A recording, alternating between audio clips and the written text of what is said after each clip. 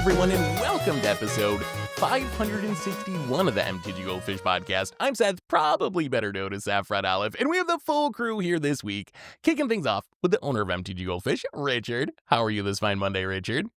Good morning, Seth. We finally got to put away Final Fantasy IX. VV is banned, but there are a lot of other bannings, surprise bannings that no one, Watsy was extra generous this year, so they gave us some extra bannings. So it'll be interesting.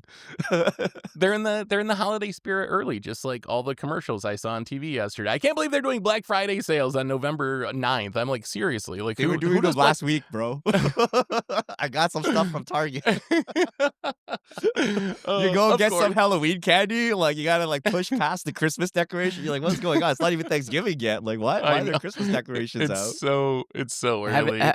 Have you all seen the Mariah Carey's thawing memes? Because it's like her and ice because you're getting ready. Oh, I haven't, but that sounds pretty good. And that, of course, is our other co-host, Krim. Good morning, Krim. How's it going today? Good morning. I'm sad to see Baby Boy go, but I guess as you remember from Final Fantasy IX, I guess Vivi's memories will be in the sky now. I don't know why we don't do it like did other Vivi games. die? I don't remember. Oh, did Vivi die? What? Spoilers. I feel like it's been a long enough amount of time that has passed, but I will say that Vivi is an interesting character and very very good, a very well written character, and that is all I will say. I feel like, why don't we do like a Hall of Fame or something instead of bannings? You know how like other games, if they ban a card that's like, oh, we're retiring it to the Hall of Fame, doesn't that make it sound a little bit nicer? Like you're kind of honoring the card for being so good rather than the negative implications of a banning. Do you think that would help bannings go over a little easier? It is like how, like, if you play like Lorcana or something, instead of destroying a creature, it's like you're saying you set the creature hug your enemy 20 times and you win. Yeah. I don't think it does much for me. Anyway, today we got two big topics.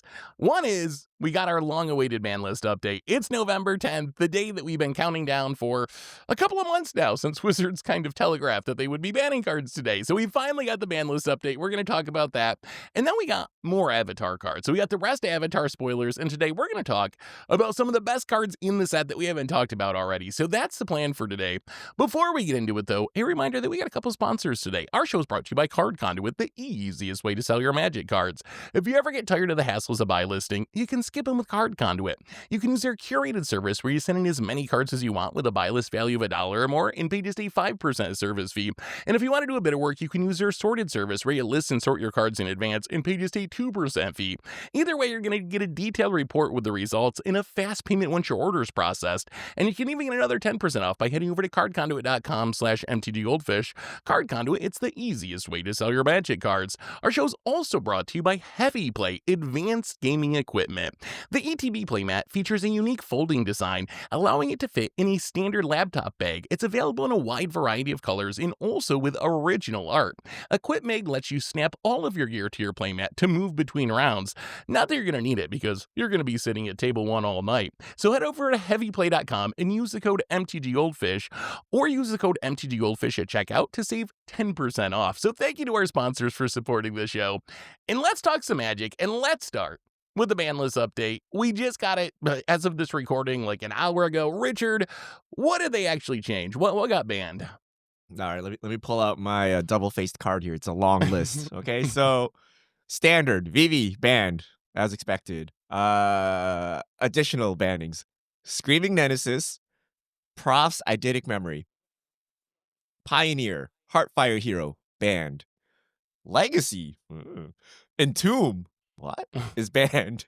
Nadu is banned. Nadu is still legal? Okay, so Nadu and Entomb banned in Legacy.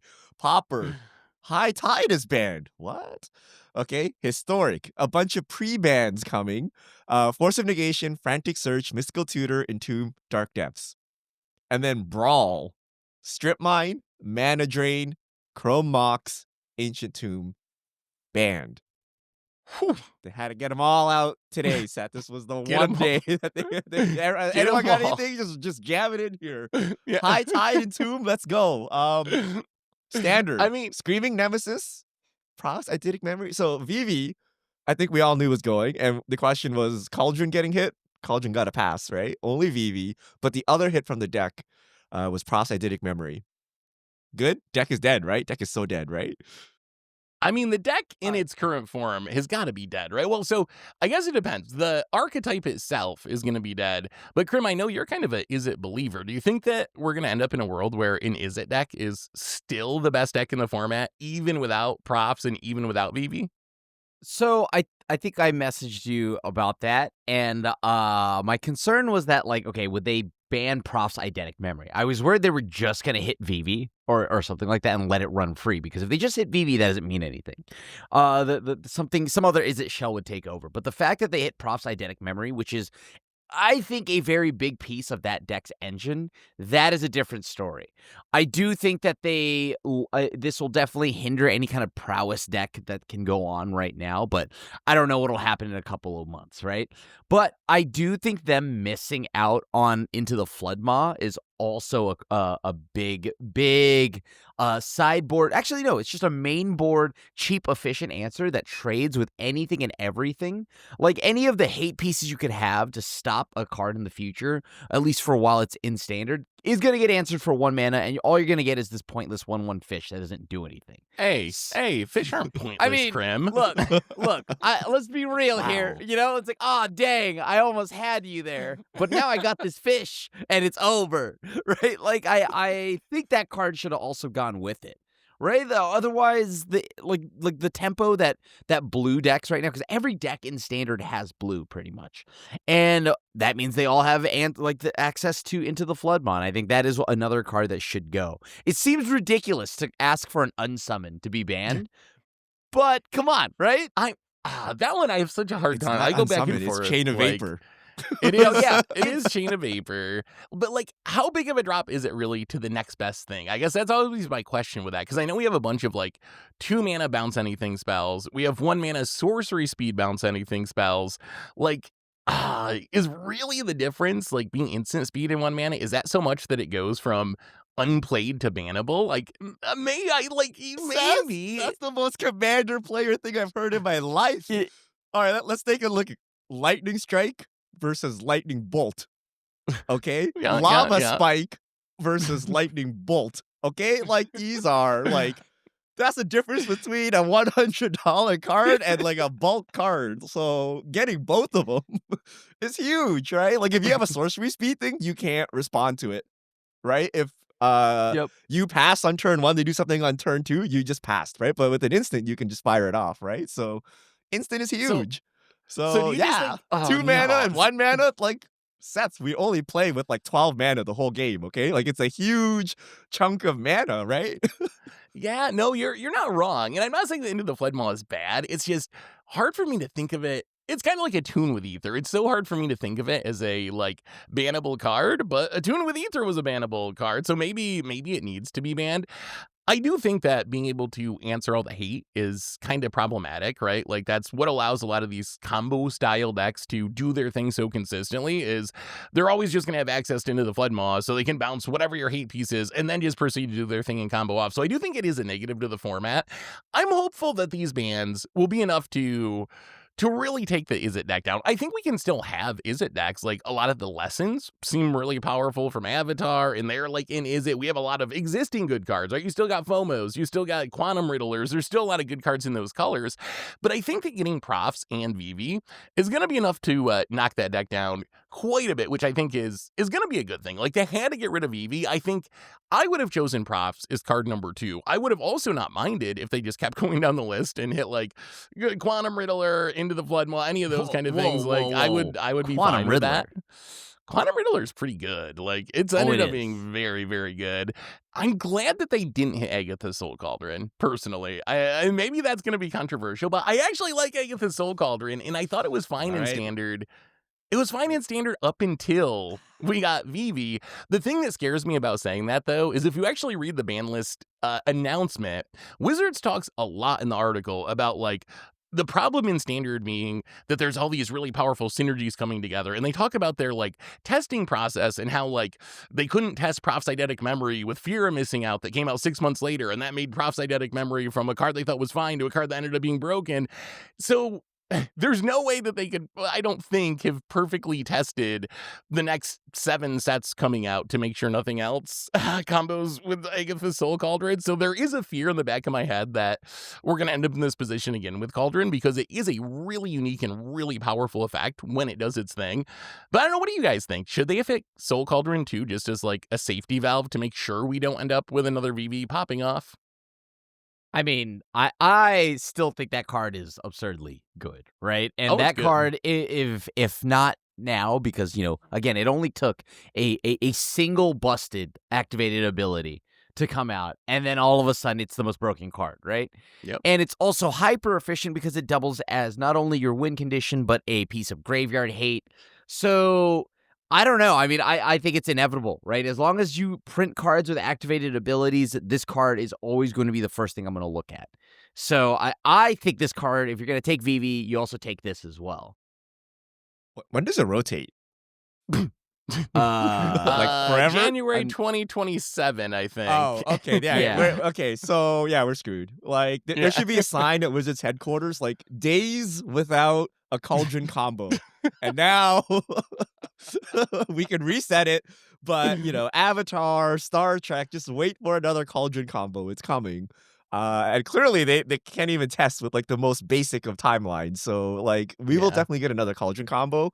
And maybe it's fun, right? Remember when we first did VV Cauldron? Like, oh yeah, so cool, right? Like, oh, look what I found, right? But it's really broken. They should just get rid of it, because what are they gonna do? Not print a good activated ability ever again? Like, Yeah. it's the birthing Yeah. pod problem. yeah. I mean, that's Yep. and that's also, if you read the article, the Prof's Identic Memory problem, where they kind of said, like, we took this risk, but we took a very stupid risk. I don't think they said stupid specifically, but they took a stupid risk because how do you not print card draw in all your future sets? Like, Prof's Identic Memory, it just synergizes with draw a card, and there's no not printing cards that say draw a card for the existence of standard. So sooner or later, it's going to come around. I think activated abilities would be a little easier to design around, but my faith in just, like, with so many years of cards and sets and standard, and being able to, like, practically test everything, especially with just, like, the constant changes, right? Of, like, oh, now rotation's not going to be next summer, it's going to be in January. Oh, now we'll have an extra year. Like, I don't know how you realistically test all of that. But let's move past Is It Cauldron. Is It Cauldron, I think we all agree, is going to be pretty much dead. Cauldron's dead. Is It is going to be way worse. What do you think about the mono red banning? So mono red was the counter to the Cauldron deck, or the closest thing we had to a counter to the Cauldron deck. Losing Screaming Nemesis, does this matter, Krim? Like, Screaming Nemesis is a good card. It's hard for me to imagine, though, that mono red just shrivels and dies without Screaming Nemesis, though. Can't you just throw in another 1-drop or another whatever and still keep on trucking? Seth, come on, all right? Like, Screaming Nemesis is not just some other guy, right? This is not 2-2 guy, right? This is Screaming Nemi, and I think this card is absurdly good, and I think aggro really needed that, because I think there's a lot of just incidental life gain, like when you think about, like, passively just, like, doing whatever Soul actions. Sisters is back. Soul Yeah, Sisters Soul is Sisters back. is back. I mean, look, I think this also means that there's going to be a lot more life gain shenanigans. They want to see more Aeriths and things like that. So I do not think that they should have banned Screaming Nemesis. I mean, maybe just because I think aggro deserves to have a powerhouse of a card. But at the same time, there is every part of me that realizes Screaming Nemesis just hoses so many archetypes just by existing, right? Just knowing that your opponent can play it, it alters my entire play pattern of how I do things, right? If I know a red deck has only played 1 2-drop or something, that means they're loaded with Screaming Nemesis in hand. I think the card is maybe okay. Maybe it's fair that it gets, like, a look at or a nod, because it is absurdly powerful and hitting you with that emblem, but I don't know. There's a part of me that wants aggro to still be here. So, believe it or not, as I'm getting my teeth kicked in by aggro, I think it should exist, right? And I don't know what aggro's, like, best card is after this. And don't say Firebending Student. Firebending student. I was just Of gonna course, say, Krim. mono red is gonna be a house still. I think Firebending is probably broken. Okay. That is my guess. Without building a deck and playing it or looking at it in any way, but anytime Wizards gives us, like, some extra resources that can't be utilized fully, it turns out to be false and people can fully utilize it, right? So I'm just gonna assume Firebending says on your turn, add that much mana. right? If you untap with this creature. And if you look at it like that, I think it's going to be broken. So I think mono red will still be good even without the Nemesis. And I think we're in for like a leyline future, right? Where you're just like, oh yeah, let me attack, bam, bam, bam, you're dead. Like, what was it, turn 2? But I had 3 mana, bro. Like, so I That's think Firebending's gonna really get some combo decks going. That is my guess, but maybe it all doesn't work. I haven't actually looked at the cards and played it anyway, but imagine like the Teamer Battle Rage decks and stuff of past, but they just got spotted an extra like 2-3 mana throughout the game. Yeah.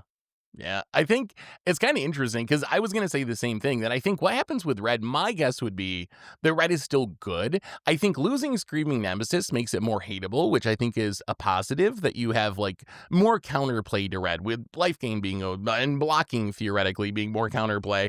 But I think it might actually push red to be even faster, because I would probably build red as a lane deck with pump spells and firebending stuff now, rather than playing Screaming Nemesis. Wasn't it a couple like podcasts ago someone was like, isn't Screaming Nemesis just too slow now or something? Like, I feel like losing Screaming Nemesis actually speeds up the deck, because you replace it with ley lines and more efficient stuff. So I bet that mono red ends up still good, less consistent, but maybe even faster than it is today would be my bet. If I was going to have to put money on it, that would be my bet on mono red.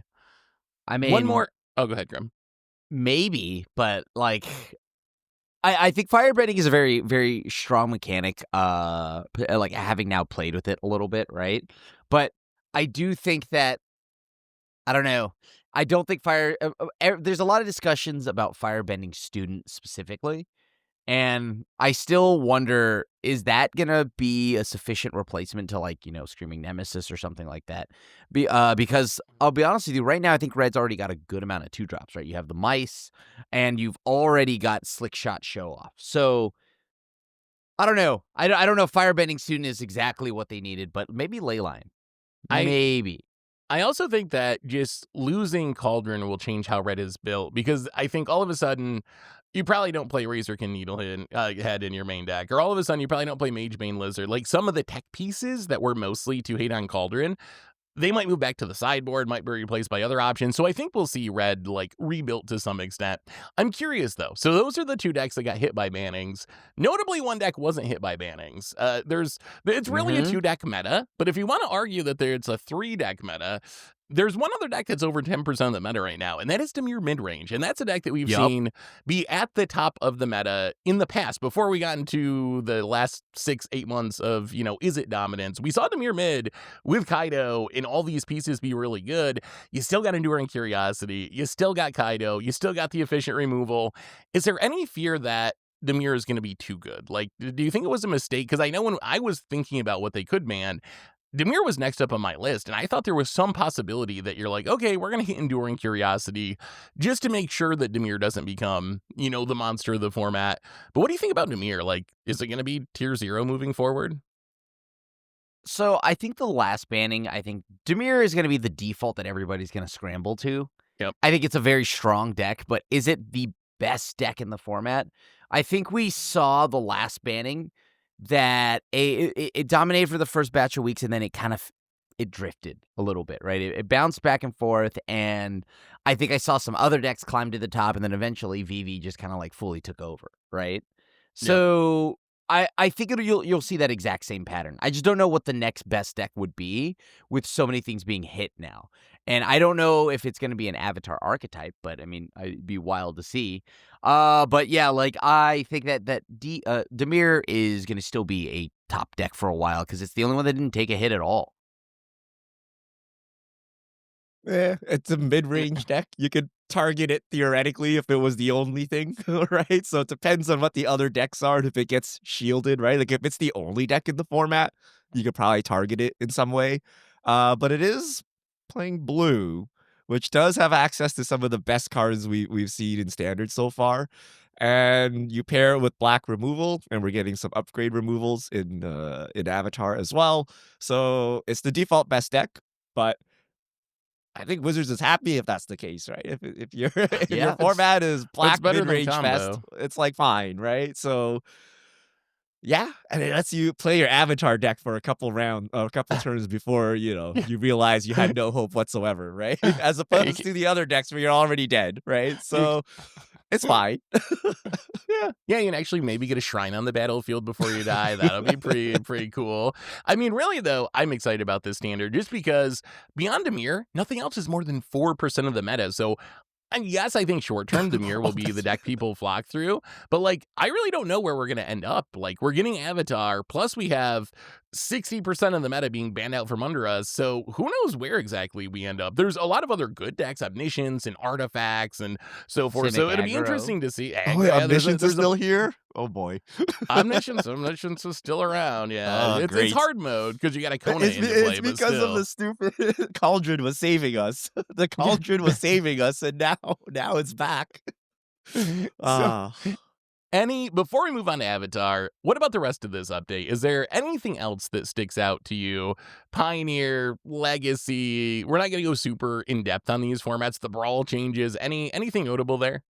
I'm just gonna say, is it legal for them to ban Entomb and High Tide? Like, I don't know anything about these formats, and I don't know how broken these are, but aren't these like iconic cards in their formats? Like, you might as well just come out and ban Brainstorm. No, like, are Legacy players asking for an Entomb ban? Like, I feel that's wrong, right? Like, I feel it's illegal. You're not allowed to do that. Are Legacy players cheering, or do they feel betrayed?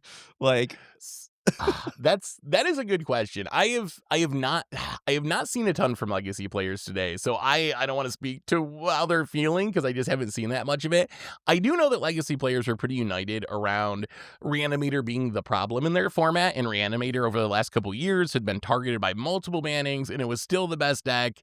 And Wizards finally like pulled the plug, and it was just like, we're gonna get rid of an iconic card. And they even said that in the announcement, like, we tried really hard to avoid this. It is an iconic card. It feels wrong to ban an iconic card, but like we tried everything else, and this is all we know to do to try to stop Reanimator from being the best deck. High Tide is a little different, just because it was always banned in Pauper, but then like a year ago, they did this test unbanning because they wanted to see if maybe it could be safe, and now they played with it for a year, and they're like, okay, it actually is not. We were correct to have it banned to begin with. It actually is not safe. So I think it is a little bit different, but yeah, I'm curious to see how Legacy players react to this. I'm excited about the Pioneer banning. Mono Red was just too much in that format. It's funny that Heartfire Hero is banned in multiple formats. When they printed that card, I would have never guessed that would be the card that was banned in multiple formats. I know you've been playing a little bit of Pioneer recently, Krim, and have you been playing Best of One? I don't really play Best of One Pioneer, but I know Wizards specifically called out the prevalence of Mono Red in Best of One Pioneer on Arena is one of the reasons that they needed to actually take action against it, because they said it was like more played than the second, third most played decks together or something. It was just some huge metagame percentage in Best of One Pioneer.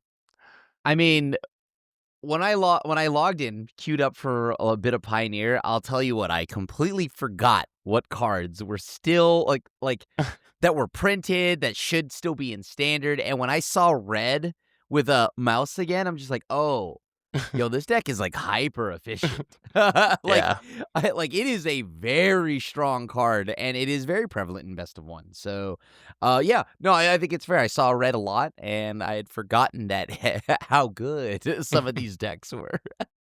Yeah, it's funny too because it's like a lot of the standard deck from like a year ago. It looks very much like the standard deck, but some of these decks would still be here. If, you know what I mean? Like if they weren't banned. So. Yeah, it's true. That is true. Anyway, that's the ban list update. Let us know what you think. I'm gonna do a video going over it on the main channel too, so look for that if you want to. But let's talk some Avatar. That's the other big topic for today. So we got the rest of the spoilers. Wednesday's early access day, so check that out if you're interested in some early Avatar action. But today we're gonna talk about cards that we haven't discussed already on the podcast that we think are actually relevant for 60 card formats. And let's start with you, Richard. Give us a card. All right. Mono Red Believer, Firebending Student. One and a red. Yes. 1/2 Prowess. Firebending X, where X is this creature's power. Now, we just got a card that was banned that made mana that scaled off of its power. Do you know what card that is? So I envision a world where you're just like Giant Growth, attack, Giant Growth, Teamer, Battle Rage, something, and you're dead. Like, as a very simple combo. I'm sure there's more creative things you can do and stuff, but you're going to get a lot of mana off this card if it survives. It doesn't have haste, right? So it needs to survive. But I do think firebending will somehow fit into our new meta. Like, just getting free mana. You can't have removal for everything. Something's going to get through, and then you're going to have extra mana, and there might be a ley line on the battlefield, and you might be dead. So Firebending Student, I think, is the best Firebending card, but there's a bunch of other Firebending cards that look kind of playable. You can probably put them all together in the same shell, but I'm choosing the Student as my representative for Firebending. I feel like the Student's the firebending card that is most likely to show up in decks that are not firebending decks. I think putting all the firebending cards together in a deck also like makes sense. We'll see how good it ends up being. But I think you just play this card in mono red. Even if you just look at like the current mono, let's say you just took Screaming Nemesis out since it's banned and put in Firebending Student. You actually have a lot you can do with making mana during combat. Like, you can pump Burnout Bastronaut, you can pump Hired Claw, you can cast Burst Lightning or Shock or Lightning Strike or Witch Stalker's Frenzy, and that's without doing anything around this card. You're not even considering, like, what its ability is. And then if you do want to build around it, I know people have been talking about some, like, turn 3 combo kill potential where you can, like, cast a pump spell and a double power spell and then go to combat and make a bunch of mana and flash back to double power spell and just win the game. I think the card's really good, too. Krim, you seemed a little skeptical of Firebending Student earlier. Are you not a believer in the Firebending Student? I think the card is fine. I think it's just this. So to me, this is like how you mentioned Screaming Nemesis. This is just another red guy, right? Or like another red critter, right? Like this is going to be fine. Like, sure, there's a lot of things that'll kill you, like in aggro, if you pump it 40 times and then double up, right, with its power. So I think, yeah, none of them make mana, but the difference here is that you only ever really needed one or two, right? And then I would die anyway. So I think this is just another red critter that is a step behind Slick Shot Show Off. Do I think the card is good in aggro? Yes. In the future, when a few more things rotate, I think this will definitely be an all-star by then, if it isn't, by the launch weekend of Avatar. But I think right now there's it's just a contested slot in aggro. And that's my problem here. There's a lot of good 2-drops in red right now. That's true. But yeah, it is a strong card. I don't think it's like completely poo stew or anything, but I just think that right now it's a little contested, and I'm kind of curious to see how red builds its shell after launch. Okay, I'm gonna go next because my pick is a red 2-drop that kind of synergizes with this card. So I think we might as well talk about Which it now. one, Seth? In Zhao the Moonslayer. So Zhao the Moonslayer, 2-mana 2/2 legendary human soldier with menace. It says non-basic lands enter tapped, and then you can pay 7, put a Conqueror counter on it, and as long as it has a Conqueror counter, it's a Magus to the Moon. Non-basic lands are mountain. So, you know me. I love my Blood Moons. I'm sure I am overrating this card based on the Blood Moon ability, which is a ridiculous amount of mana. But I've been trying to build around this card, and I actually think this is a card that's meant to work with Firebending, right? It's activated ability that you can use during combat, so you can use all that Firebending mana to try to turn on your Magus to the Moon and actually get a Blood Moon. But the reason I think this card is good, in Krim's point about there being a lot of good red 2-drops, is a concern, but I actually think even if you just forget about the Blood Moon aspect, right? The pay 7, get a Blood Moon, just a 2-drop menace creature that's a 2/2 that says non-basic lands enter tapped. If you play this in a mono red style deck, or even some 2-color decks, and you play against a 2/3 color deck with a bunch of dual lands, just make your opponent play off curve for like as long as it sits on the battlefield is huge, right? I remember playing against Thalia Heretic Cathar that made non-basics enter tapped, and just how annoying it is to like have to play off curve the entire game. It really throws off your plans. And this is 2 mana instead of Thalia being 3 mana. So I actually think Zhao is really good. I think the Blood Moon effect is a little bit, pie in the sky, not going to come up that often. But I don't think you need that all that often for this card to be good. But I'm curious what you guys think about this one. Krim, where does this fit with the red 2-drops? Is this one playable? I am glad you brought up that last point there, where I think the non-basics just entering tapped is more than enough. Right, I think the Blood Moon counter is funny and flavorful, right? Yeah. As that, Zhao does do that in the show, and he does go hard when he's like holding the bag with the fish inside, right? But like, I think that all you need is just the non-basic lands to enter tapped. And I think that is a strong enough tempo play, especially when you look at decks like 4-color control.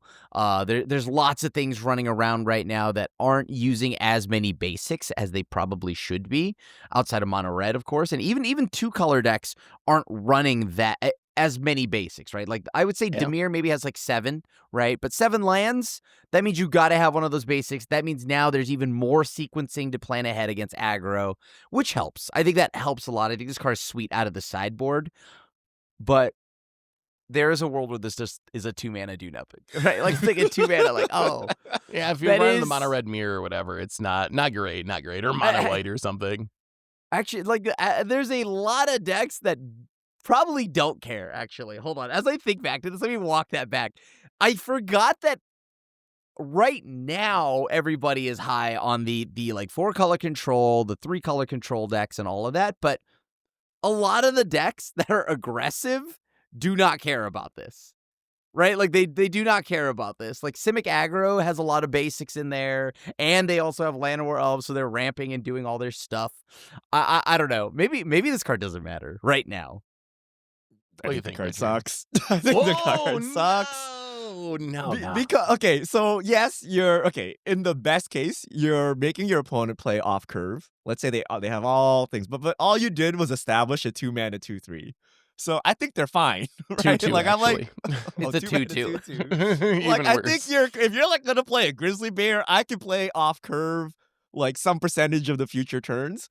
But then there's also many cases where I just have basics for my turn 3-4 and I'm not off curve at all, and you literally just play the bear. And then if I'm really scared of this, I could play more basic. I can actually alter my deck building. So Yeah, I you think wouldn't do this that, card, Richard. I know you. I think There's no this way card you're adding more sucks. basics. Okay, this is standard we're talking about, right? We gotta respect. But I feel like you're just playing a bear. Like if this was a real threat, we could be talking. Remember what Thalia did, right? Thalia taxed your basics, your creatures, right? And then the old Thalia taxed like all your spells and was a 2-drop with first strike with like, serviceable body. So I don't know.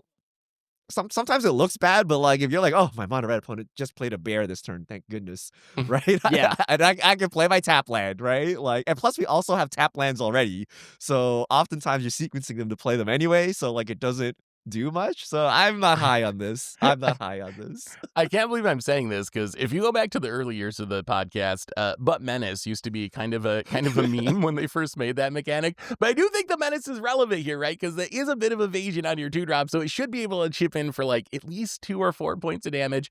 But yes, it is matchup. It is matchup dependent. I will admit that, and I will admit I probably got some Blood Moon color glasses on when I see this card because I just get so excited about Blood Mooning people in Standard, but. Anyway, Krim, I think it's your turn. Give us an avatar card that you think is actually going to be good in Standard. All right. So I've been bouncing around a little bit, and I actually think that what's that one card? There's a few that I want to talk about. Oh man, hold on. Let me go up the page here because I lost it in the Krim's book got to tab. scroll through his pages of good avatar cards. His No, list is okay, not so long. of good avatar cards, just cards I want to play with. Oh yeah, okay, here we go. My Scornful Striker, 1 and a black, 2/2 first strike. Whenever a player casts a non-creature spell, they lose 2 life. See, now if we're talking about 2-drop 2/2s, right? This one has first strike. This one does something if you target it. So, like, if I just play a 2/2 bear, like, I think Zhao, like, example, if I just play Zhao, and your opponent just answers it, shocks it, whatever. That's it. That's done. This at least gets me 2 more damage out of it. I think Mono Black has aggression built into it currently, with like some of like the Edge of Eternities, the Warp 2-drop, right? Then you have all the Outlaw Skeletons, and maybe there is some kind of black-based aggro, or maybe even Rakdos.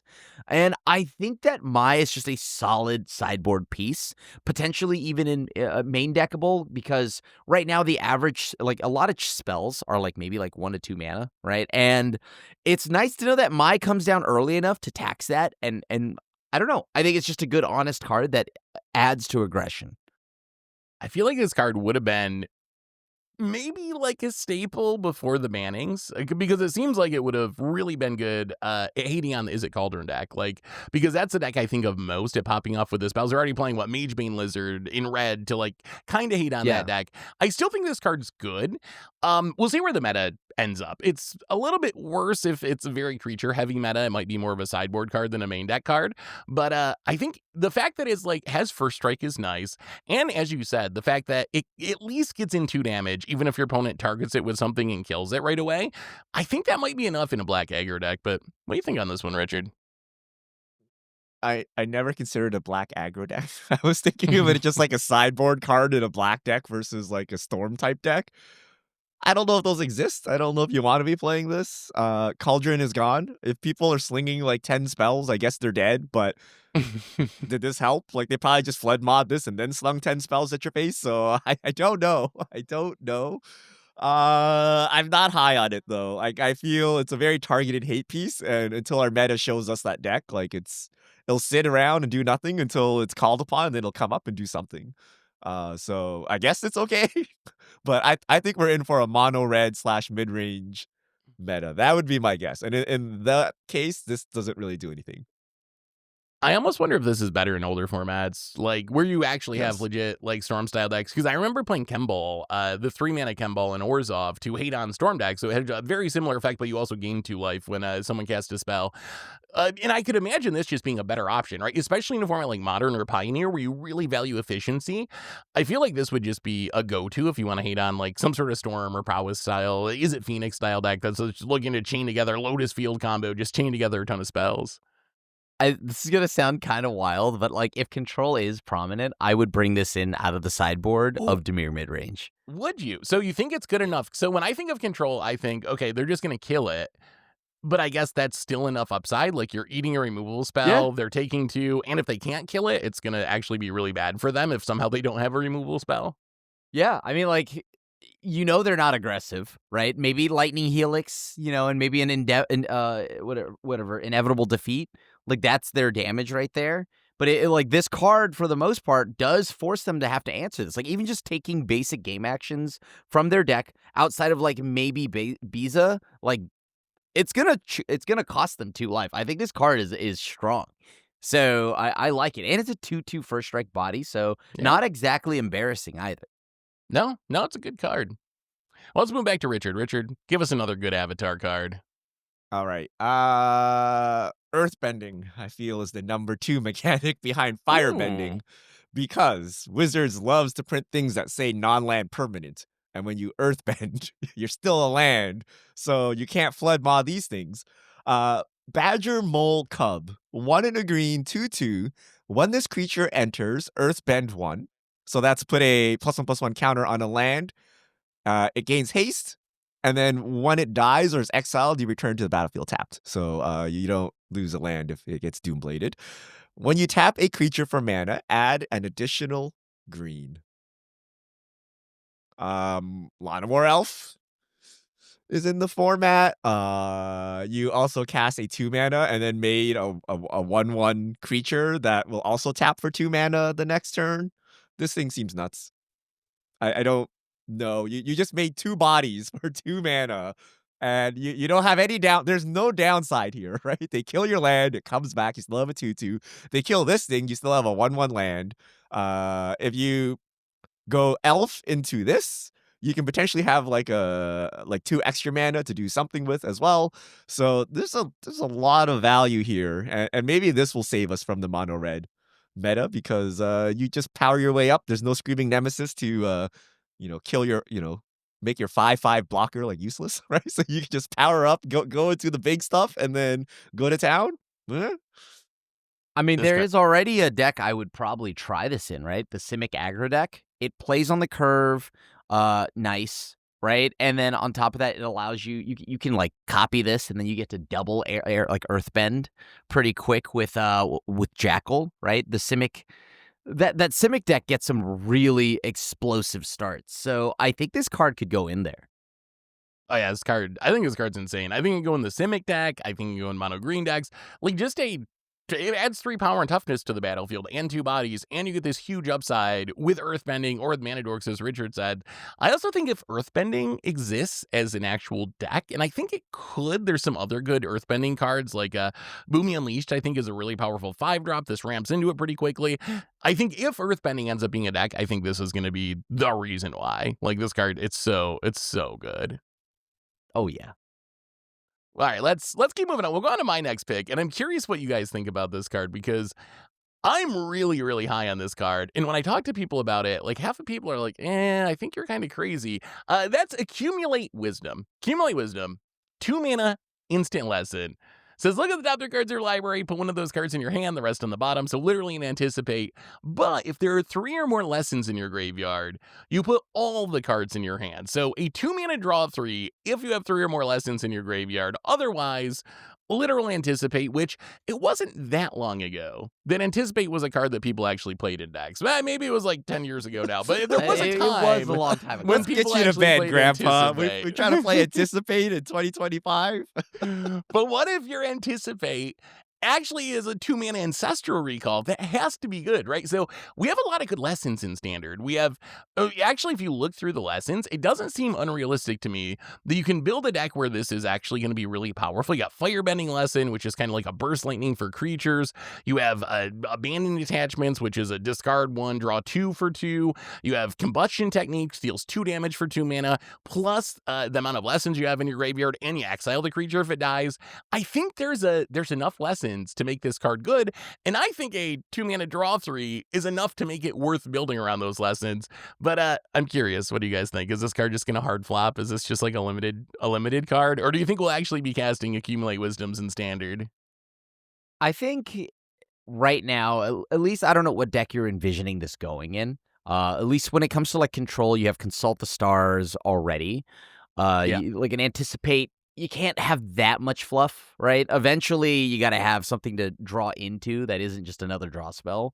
So I think right now, at least when it comes from the control point of view, I probably don't want this, unless for some odd reason you can come up with more lessons that I would want to throw into my deck. Yeah, that makes sense. I could see that. But I think you are going to play, you got to play lessons if you're going to play this, right? You're not going to play this just by itself, I don't think. I know it kind of calls back to, like, Accumulate Knowledge, where, like, if you cast a bunch of them, eventually you draw a bunch of cards based on how many are in the graveyard.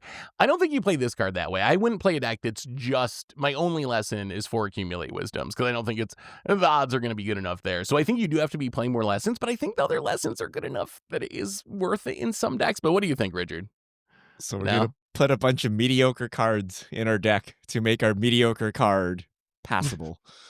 That's like all the other, like, there's no lesson you actually want to, like, if there was an actual, like, lesson Doomblade, and you're like, yeah, I want to play this with no synergies, then we could be talking. But, like, you're not going to play Abandoned Attachment. You're not going to pay 2 mana to discard a card and draw 2 without the prophetic memory on the battlefield, okay? Like, there's no way you're doing that, and you're just skipping your turn by doing a 2 mana Anticipate. And, like, it's not, like, I don't know, man. Like, if you could reliably fire it off on turn 2, or, like, turn 4, something like that, then it's useful, but I feel you're going to spend so much time setting up, and the rest of the lessons kind of suck. Right? I'm sure there's a world where you could get it to fire off by turn 3 or 4. It's just you'll be loaded with a bunch of, lessons, right? So I don't think the look at lessons this, are you as draw bad as 3 you cards, guys but all think. you did was draw 3 more lessons. Now what do you do? I think you guys are being the boomers here, and I think you're remembering how bad lessons were last time they were in Standard with Strixhaven, because they added like a 2 mana tax to all of them, and they were really bad. This time there's not a lesson tax though. They actually are they're actually pretty efficient this time around. Like, I wonder, is there a way to firebend your way out of this? Right? Like, if you can get like 6 extra out mana, of it. Yeah, right? And then you go like Abandoned Attachments, Ancestral Recall, like if you can firebend blue, if you can only just fully transform it into Vivi, right? Then we could get there. Right? And if you could pump your creatures as you're drawing cards, we could get there, right? Finally, we might have actually been able to play this in the Vivi shell. You know what I mean? Yeah. Like, that may actually have been a thing, right? Because the rest of the shell is so strong, you could do this. But I just can't imagine a world where you want to pay 2 mana to anticipate. I think it's fine if you can. Okay, so believe it or not, blue and red combustion technique is like the next lesson I'd want to play. That and like boomerang basics. Those Like those are pretty good. But and again, boomerang Basic's a basics sorcery. though. It's a sorcery. Yeah, it is. I it looked is at it for a sorcery. second, and then I'm like, it's a sorcery. Yeah, I know. Like, but You like guys hate that's sorceries. that's as much. I do usually. That's like the next batch of lessons, and then it's like the rampant growth, right? So when I look at those, and if I ran 8 copies, right, 4 copies of this anticipate, and then 4 copies of any of these lessons, and having 8 of those, I still don't know how consistent my deck is firing off to getting all 3, but I also don't think any other lesson is good enough to also play. I mean, what about Like you to have like load up. So you have on rampant lessons. growth. You have the rampant growth in Harrow too. If you go into Right. green, so you get rampant growth in Harrow. Then you have this. Then you have the red removal, which I actually think if you're playing lessons, isn't combustion technique pretty good? If you're like playing multiple other lessons, then I think it's probably like pretty reasonable. And I think that'd be enough. If you had like 16 No, lessons man. as your spell package, I think your ancestral recalling consistently enough to make it worth it. No. So if your opponent No. plays a 2 mana 3/3 and you have a combustion technique, you just dead, right? Like you Not can't tr- remove it on curve. You gotta somehow get another lesson off, and then like you've just thrown your whole game away to potentially, draw 2 extra cards in the future. Like I don't think you can play combustion technique. If it was 1 mana, Ooh. you might be talking, but 2 mana? That only does 2 Or damage yeah. before you Wait, power it up. Yeah. You What need about Satyr Firebending Wayfinder or lesson? something, right? Firebending lesson, 1 mana for 2 damage to a creature, or you can kick it for 5 total mana for 5 damage to a creature. I can see that. That's But you just a play Burst decent Lightning lesson though, removal. no? Yeah, like burst Well, not lightning if you want to exists, draw right? 3 cards with Accumulate Wisdom. All right. We'll have to wait and see on that one, but we got to get on to another card. We're stalling out too much with this one. Krim, give us a good card. Okay. Probably then going into the next card. So I like airbending, right? I don't know. Is it just me that loves airbending here? Because I think that there's a lot to do with airbending when it comes to like warp cards, like example the Quantum Riddler and stuff like that. So what if you play cards like Airbender Ascension? Okay, this is a double because I want to bring up 2 cards, but Airbender Ascension, when this enters, airbend up to 1 target creature, right? We talked about that, I think, last week, actually. Mhm. So I think I'll go ahead and bring up Aang Swift Savior, which is when Aang enters, airbend up to 1 other target spell or creature, has flash flying, and waterbend 8. It flips over to being Aang and Law Ocean's Fury, which is reach, trample, Aang and Law attacks, put a 1/1 counter on each tap creature you control. But I guarantee you most of the time you will not see that side. But the main thing here is you get a Spell Queller in Standard. But is Spell Queller, how much does Spell Queller being legendary hurt it? Right? Which, again, the tempo play of having multiple Spell Quellers out and just beating down with a 2/3 flyer was more than enough, right? But you could do it in multiples, whereas this is only 1 of. And on top of that, there was recently a blue-white aggro deck that was kind of popping off. So now blue-white aggro got a new toy. I don't know if it being legendary really hurts that much, because the difference here is that Spell Queller puts the spell underneath it and then makes it so that, okay, if it goes away, they get it again. This just straight up sends it to exile. They got to just pay the 2 again, right? So I personally don't think the legendary part of it will matter as much. The only difference is you can't assemble an army of Aang Swift Saviors. I think it's fine as a legend. Oh man, this card, when I first read it, I thought it was one of the best cards in the entire set. And I still think it's one of the best cards in the set. But I do wonder a little bit compared to like Spell Queller, the spell's locked under it. We have Even Interrupter in Standard where you plot Right. the card, but then I they have love to that wait card. a turn to actually recast it. My only concern is using this purely defensively on your opponent's stuff, is I feel like there are going to be times in the late game where you like cast this and airbend their spell, and they're just like, all right, 2 more mana, just recast it. And you're like, eh. But you get all this upside that you can hit a creature on the battlefield. You can airbend your own creatures as like a weird restoration angel. So I think when you add in all the flexibility, it's still really good. I think the airbending your opponent's thing off the stack, though, like it's going to be a really solid tempo play early, but I think it loses some of its value as the game goes along. That's what you think until, again, like you just mentioned, Even Interrupter. I love that card, Aven Interrupter, and I think They work that really there's well a together. they work very nicely together. I don't know, man. I don't know. I still believe in Interrupter, and I believe this card as well. Richard. I was on the fence about this. I was thinking whether I should bring it up, and then you guys would call me boomers with Spell Queller. But I think Krim is right, though. I think it's good because of the rest of the blue cards, right? Because you can, like, hold up 3 mana, they play something, Aang, and then untap Enduring Curiosity or something, hit them, draw a card back, bounce this back with Kaido or something. Like, you can do a bunch of things. And I do think it's a legit clock to end the game. Like, your opponent can't tap out because you can just water bend 8 and then smack them for, like, 8, 9 in the air, right? Because it's a 5/5, it attacks for a 6/6. If you have a Siren Storm Tamer or whatever, right? That's 2 more damage. Like, you can threaten the water bend with like 4 or 5 real mana and like some tokens or some other, random stuff. I think it's legit. And then late game, you can just use it to like fog and it like, someone attacks you, you like, you airbend it out. They can cast it again, but you fog the attack, right? Or you can clear blockers. You can do all kinds of weird things. So I think it's actually more versatile than Spell Queller. But again, Yes. it's still just a 2/3 clock though. I'm like, a 2/3 Actually, flyer. We though, aren't in the days of Delver anymore. Like, this is this gonna really finish the game, right? Like, I don't know, right? Like, maybe this is all for naught, right? I do think it is funny that we're gonna like go okay boomer to Seth and his anticipate, and then also ride the high of Spell Queller in the same It's like episode. 2 mana evasion. We're gonna finish the game with it. I'm like, Brother, don't be "Whoa." ridiculous with anticipate, but also Spell Queller. Oh, there's actually merit to this though, and maybe I'm harsh on the waterbend side, but I actually think now that as I'm waking up and having all the cards hit me, right? Because I just recently played the blue-white aggro deck and all of that. Waterbend is so nice because you can use tokens to tap it. And everything in blue-white aggro creates so many game pieces that you can waterbend with. Spyglass Siren, Novice Inspector. That's already 4 pieces. Oh, Krim, we are like one step away from you becoming a Spirit Water Revival believer. We're so close. We are so Well, close. that card doesn't do enough. I'll be honest with you. No, I think Aang's really good. And I wasn't sure when you brought up airbending if you're gonna go with that, or I actually think Appa Steadfast Guardian is also a pretty sweet airbend card. So I think we could see an airbending deck. But let's see if we can do one more round. Back to you, Richard. Give us All one more avatar card. Let's go full boomer. Can we still play tokens in 2025? United Front. X white white. Create X 1/1 white ally creature tokens. Then put a +1/+1 counter on each creature you control.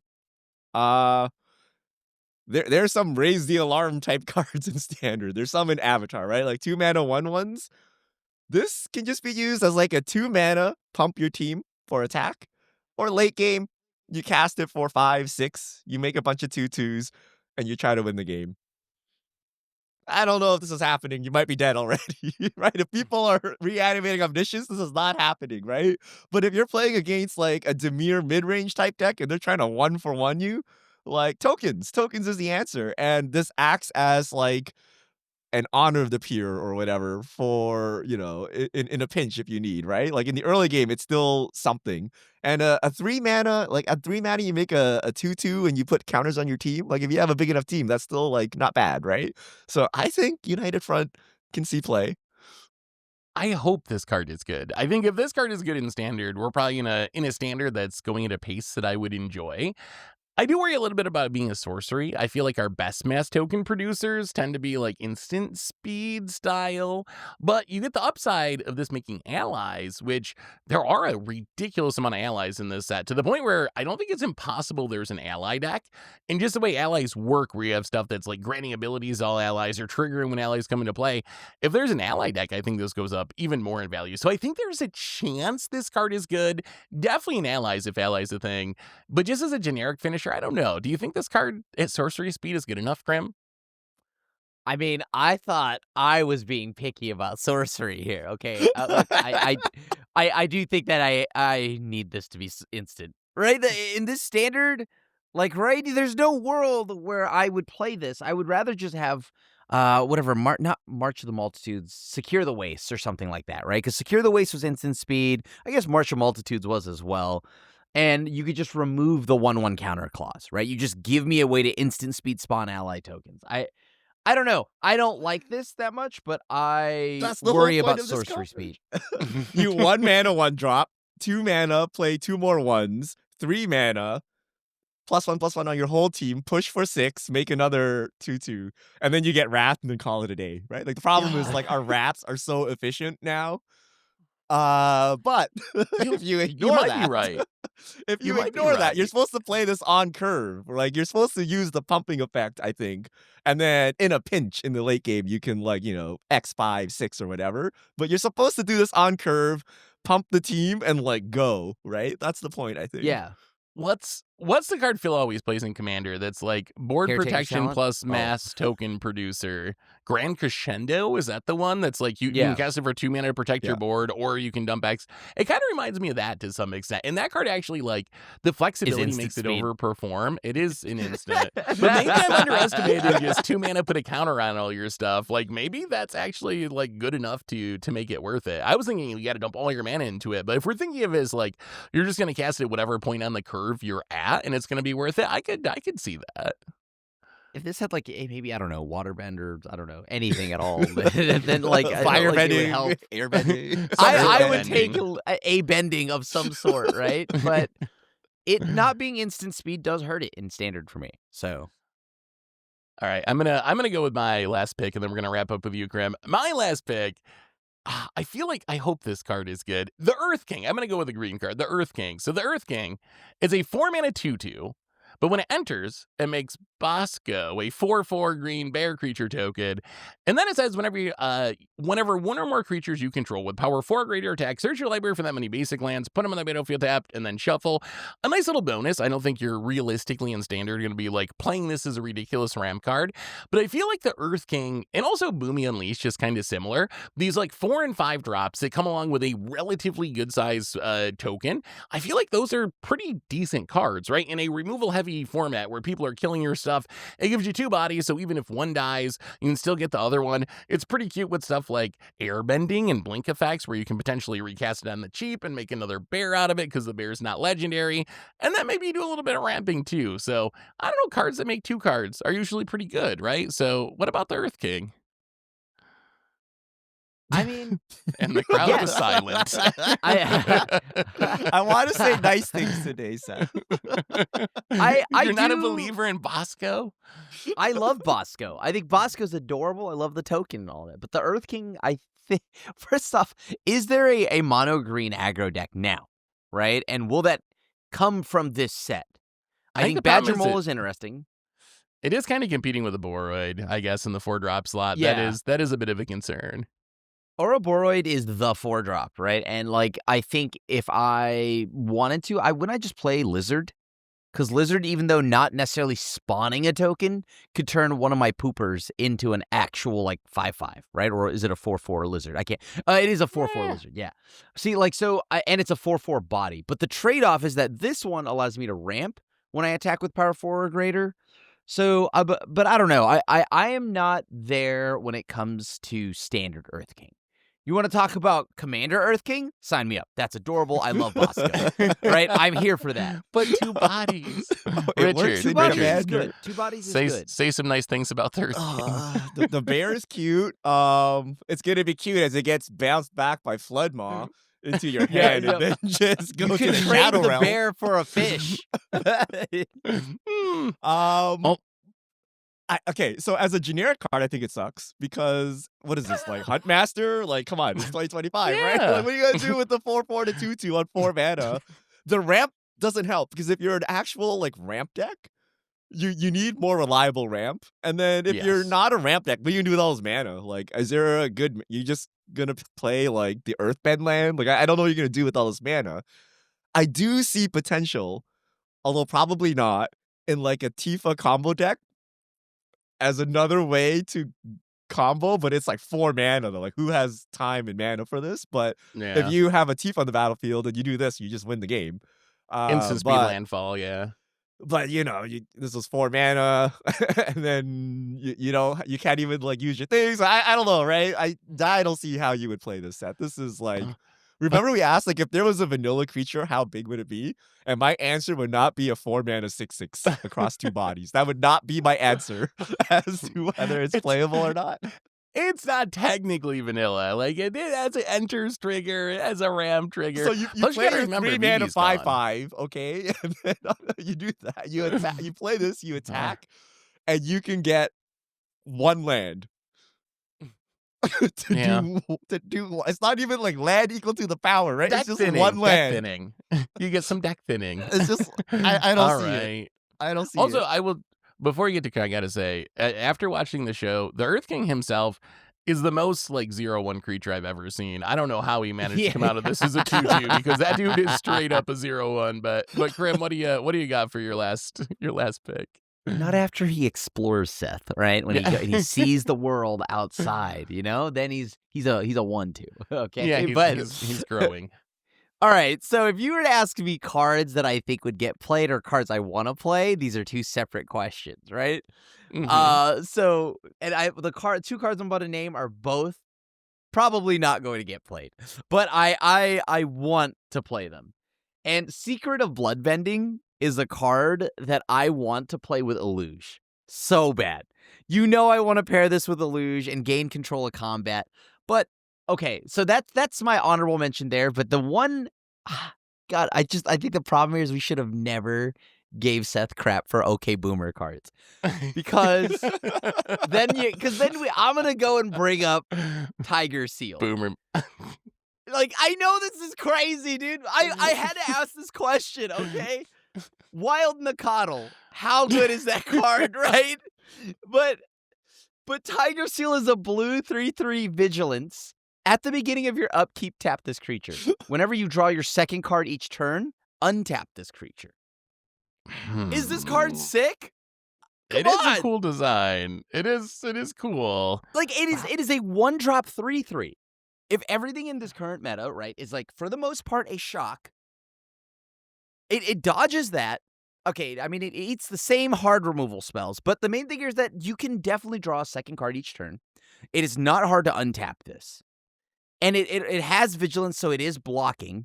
And I don't know, it's a solid 1 mana 3/3. Is this not Wild Nakatl, but like in blue?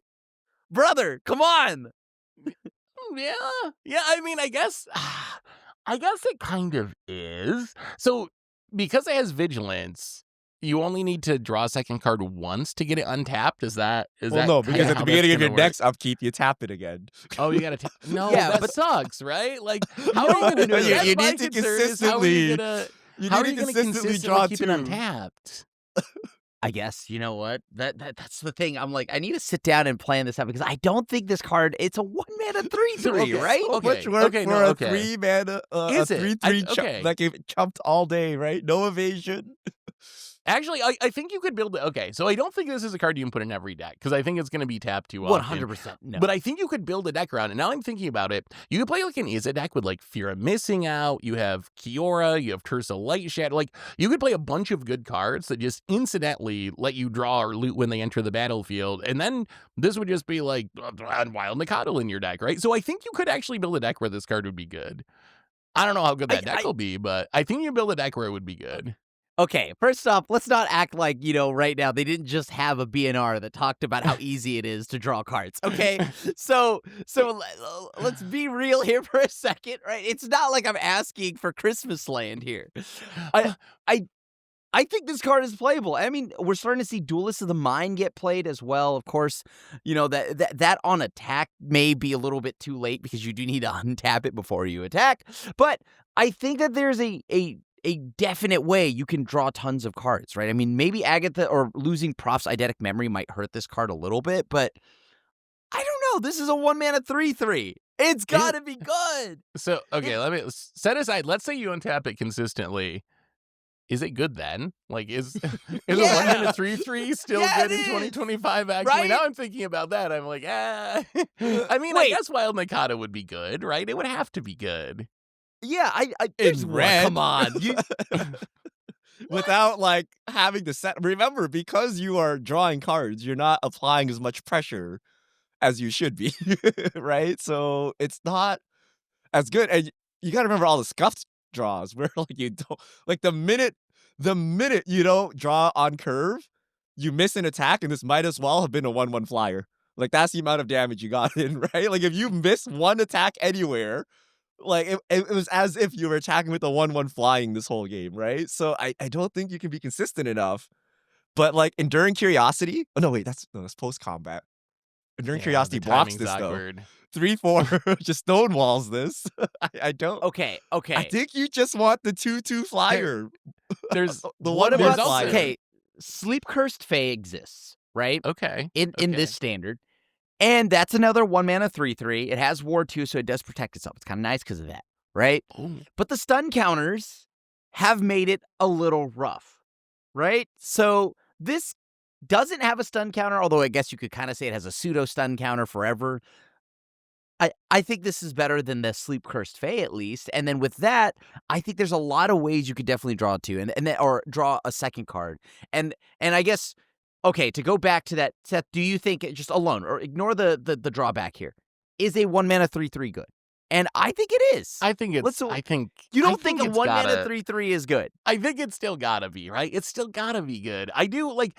I think it's slowly getting worse though, because I feel like one thing that happens a lot now is we get 3-drop 2/4s, which in the past those were like 2/3s a lot of the time. So I feel like it gets a 3/3s get stonewalled more now than they used to in the past. But I still imagine it has to be good. Blue is kind of a weird color combination for being super aggro. Like, where do you play like Dimir? Like, I think of Izzet. I think you could build a good Izzet deck around this. Maybe this is the solution for all the bannings we have. You can even still play Cauldron, and then you get the Sleep Curse Fae under the Cauldron, and then you can use that to untap the Tiger Seal. Yeah, I think we're figuring it out. Brother, here it is. Boom. You okay, that does work. That's a lot more work than I'd want to do. But like what if mono blue? Okay, what if mono blue? You have Flood Pit's Drowner, you have this, you've got Hydro Man, and then you go and play like Illuge, and then you have, Bloodbending. But There how am I is a drawing world- 2 in that deck? That's the issue with that. No. But that's just like the creatures, right? These are the creatures Right. you Oh, play, right. Okay. right? Like these solid bodies. And Yeah. these are all very solid bodies. And then you just get the right draw engine in there, and then you start working it. I don't know. Hey. I kind of like that. And I'm just going to say that it auto taps itself. Why? Don't mind me, because we've already seen, this is a corner pocket case, but it does come up more often than you'd think. It is a Spider Sense. You get to play Spider Sense and bounce it back, right? Because a lot of blue tempo decks are using that to like... It's an web combo. It's it naturally taps itself. I can in-web whenever I want to. In web. I Oh my mean, goodness, like- web slinging. Web sling. I can, but Spider Sense, right? Spider Sense is a played spell. That's not like an unplayable spell that no one plays, right? That is a real card, and I don't know. It has its corner like applications. I like it. I think 1-mana 3/3 has to be good, right? At some point, Kurt, one I of got these the 1-mana deck for you. 3/3s. You play Azorius, and then there's like the 2 web slinging 3/3s for 1 mana. So you can just play all 1-mana 3/3s. You play the You Tiger don't Seal. need, okay. It taps. Yes. You web sling it back. Play another 1-mana 3/3. You don't need to web sling. I'm just saying that you could. But the main thing is a 1-mana 3/3 has to be good. That's the point here. Hey, I remember playing Phantasmal Bear, just a blue 1-mana 2/2, and that card was actually good back in in that day. So if we're gonna go with the boomer comparisons, I think the card it's got to be good, right? Phantasmal Bear, It's- Wild Mikado. It's also not legendary, so you can actually stack these bad boys up. Imagine you go turn 1 Tiger Seal, turn 2 Tiger Seal, Tiger Seal, turn 3 draw a card, smack you for 9. Turn I have 3 9 gets nine swept off the block. board. Or turn 3, not draw a card. You should have 9 tap power. Turn and 3, not cry. draw a card, and then all you have is 4 lands, 3 Tiger Seals. That's your hand. You're like, okay, bro. I will say losing Prof's eidetic memory does hurt a little bit. It does hurt a smidge. It would have been a 4/4. Oh. Actually, if you had props, if that card was there, I think we could be actually talking. I think it might actually be legit. Anyway, I think that's all we have time for today. But there was one super quick fish mail because it applies to this conversation. Let me see if I can find it real quick. It was an email one. Oh, all right. I can't find the actual question, but the question, I'm going to paraphrase. I'm sorry I'm not giving you a shout out here, whoever submitted this question. But it was basically, why do you end the podcast at an hour? Why don't you always say, oh, we got to wrap up now because it's been an hour or we're running long? Why do you actually cut it off at an hour? And I think the biggest answer is we actually do the Commander Clash podcast right after. So everyone's waiting around for us to do the next podcast if we run super long. But any other answers to that fish mail that I can't find at the moment? Well, the answer would be that if we didn't kind of like aim for an hour, I think I would probably spend another hour trying to convince you that this 3-3 might be good. Yeah, I'm so definitely thankful that we have a cap. So yes. We need to escape from all the bad takes. Yeah, 1 yeah. hour is the limit. Yeah. This is where it all starts falling apart.